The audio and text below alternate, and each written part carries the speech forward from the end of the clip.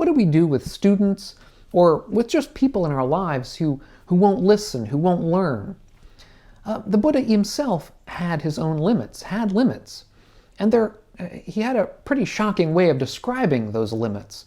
We'll discuss that in today's video coming right up. I'm Doug Smith of the Online Dharma Institute. That's onlinedharma.org. If you're new to this channel and interested in living a wiser and a kinder and a calmer life, consider subscribing to the channel and click the link down below. I should say, click the bell down below if you want to receive notifications when I come out with new videos. So in a recent video, I discussed some ways that the Buddha and the early Sangha had to deal with people with whom words weren't enough. That you would argue with them and they wouldn't do what you want, and they had to have other ways of dealing with these that involved certain kinds of physical intercession. And I'll put a link to that video down below if you haven't seen it. But in this case, we're talking in a broader way, in a similar kind of topic, where we might wonder, the Buddha taught a lot of people. We might be in a similar situation of teaching people. I'm teaching people now, but even if you're not a teacher, you may deal with people in your life who you are essentially teaching, that you're leading along in some way. And you might wonder what to do with people who simply don't follow, who aren't willing to follow along. And there's a discussion that the Buddha has, a very pointed discussion with a horse trainer named Casey. Casey is, as I say, he trains horses. Now, in the day of the Buddha, that was an extremely important job to have. Horses were really the engines of the society back then.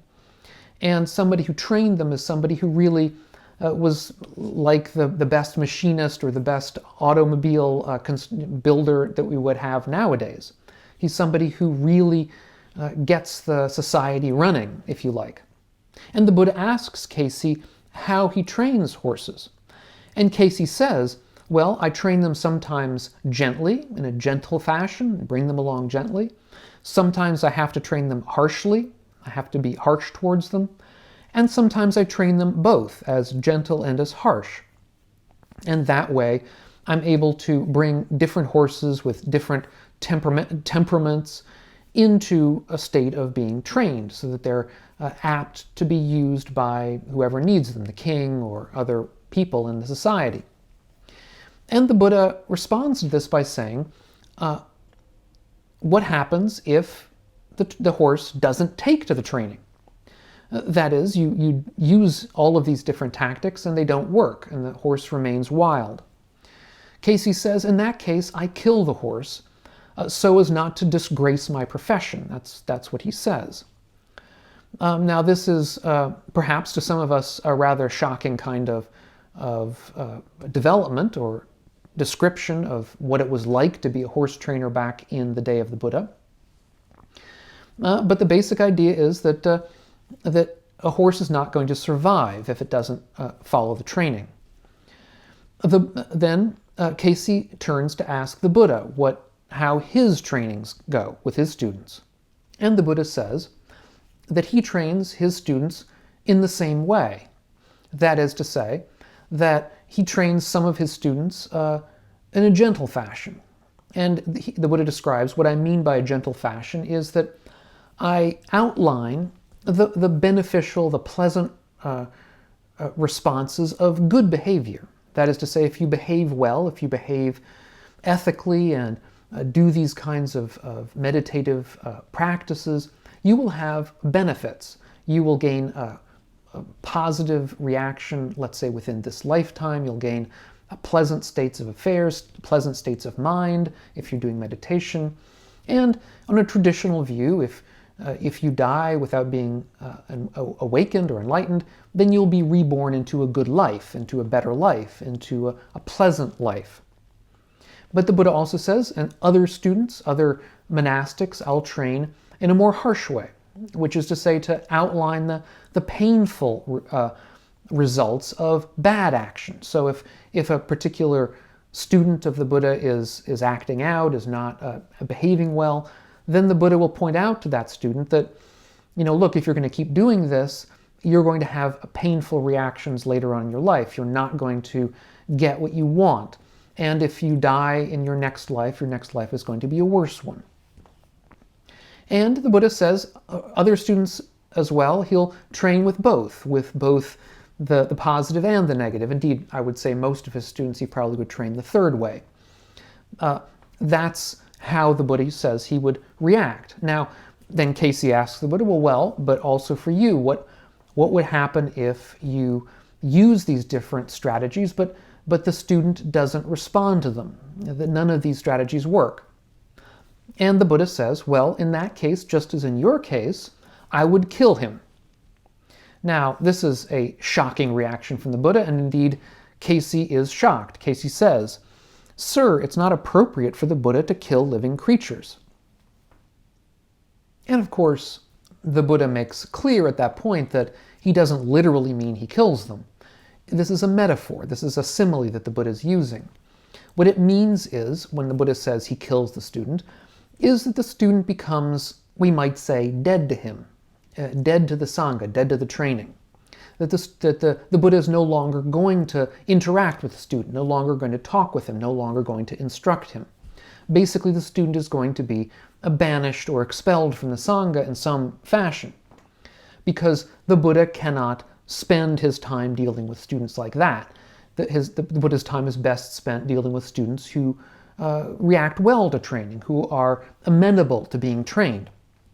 And indeed, this is one of the reasons why among the beneficial virtues of monastics, and indeed of all people that the Buddha discusses in a number of places, is this ability to accept training, to be corrected by others. If you're unable to be corrected by others, if you're too headstrong, too arrogant, too sure of your own beliefs, you're not going to be amenable to training, except under that vanishingly small number of cases where you actually do know what you're talking about. But that's so small as to be really non-existent in most circumstances. So the main idea is to be amenable to training, and if you're not, then the Buddha has his limits, as we've said. The Buddha's limits are to a certain circumstance, and then he's not going to deal with you anymore. Now, within a traditional understanding, you will be reborn again, and so potentially, maybe in a future life, you will have a better chance, or at least you'll understand more. But right now, not so much. Now, one of the reasons why this metaphor that the Buddha uses is so shocking is, of course, because we know that killing within the early Buddhist understanding of the Dharma, indeed the understanding of the Dharma in virtually all of Buddhism, at least at first glance, is that killing is wrong. However, there are poems, there are discussions in which killing is discussed, in which it's pointed out that there are certain things that it's good to kill. And I think to understand the nuances here, I'll read one of these poems, which is particularly, I think, pointed. It says, "When what is incinerated, do you sleep at ease? When what is incinerated, is there no sorrow? What's the one thing whose killing you approve? When anger's incinerated, you sleep at ease. When anger's incinerated, there is no sorrow. O deity, anger has a poisoned root and a honey tip. The noble ones praise its killing, for when it's incinerated, there is no sorrow." And here, the Buddha is discussing with a deity. At least that's how the poem is presented. That the deity is having this discussion with the Buddha about anger. And anger is this thing with a poisoned root and a honeyed tip. That is, the root of anger is poisoned. It comes from a place in our mind, in our intention, which is a bad place, which is leading to bad karmic consequences for us, which is leading to a mind that's polluted and in pain, really, in sorrow. But it has this honeyed tip. Acting out on anger makes us happy for a time. It gives us energy for a time. And a lot of us who may hear about the benefits of anger, or may believe that anger is beneficial will be reacting to that honeyed tip, that these features of anger which appear to us to be pleasant and beneficial. But the root of it is poison, and this is the reason why in early Buddhism we really have to extirpate this tendency that we all have. And putting it in the metaphor of killing is simply to raise the problem to a degree that will shock us. That anger is so wrong that we should really think of extirpating it completely. And I did an earlier video where I talked about different ways in early Buddhism it's discussed, and indeed in somewhat later Buddhism that's discussed, to deal with anger.